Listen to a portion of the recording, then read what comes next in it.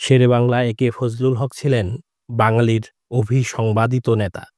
আজীবন তিনি বাঙালিদের স্বার্থ রক্ষার জন্যে সংগ্রাম করে গেছেন।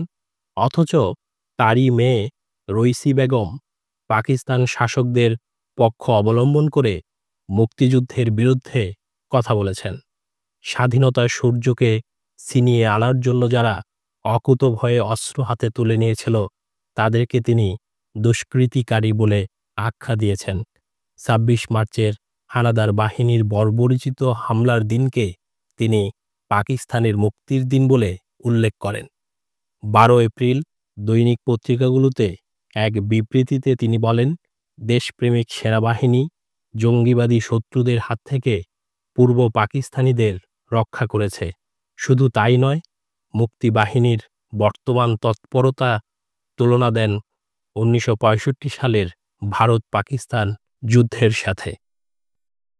শেরেবাংলার কন্যা রইসি বেগম বিবৃতিতে বলেন, ১৯৭১ সালের ২৬শে মার্চ ছিল একটি শত্রুপক্ষীয় ও যুদ্ধদেহী শত্রুর কবল থেকে আমাদের অর্থাৎ পূর্ব পাকিস্তানের ৭ কোটি জনগণের বিপদ মুক্তির দিন। তিনি বলেন, আমাদের প্রিয় পাকিস্তানের সীমান্তের ওপার থেকে শত্রুপক্ষ কর্তৃক সাহায্যে সংগঠিত ও পরিচিত কতিপয় দেশদ্রোহীদের দ্বারা চরম ভয়ভীতি ও হুমকির মধ্যে কাল কাটাচ্ছিলাম।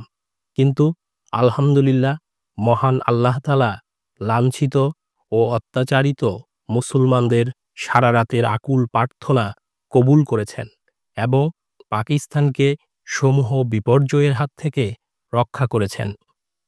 তিনি বলেন, এটা এখন দিবালোকের ন্যায় পরিষ্কার যে শেখ মুজিবুর রহমান ইসলামের জাত শত্রুদের সহায়তায় পাকিস্তানের ৭ কোটি জনগণের এ অঞ্চলকে বিশ্বনাথ কালী ও দুর্গার মন্দিরে পরিণত করার ষড়যন্ত্রে লিপ্ত ছিলেন।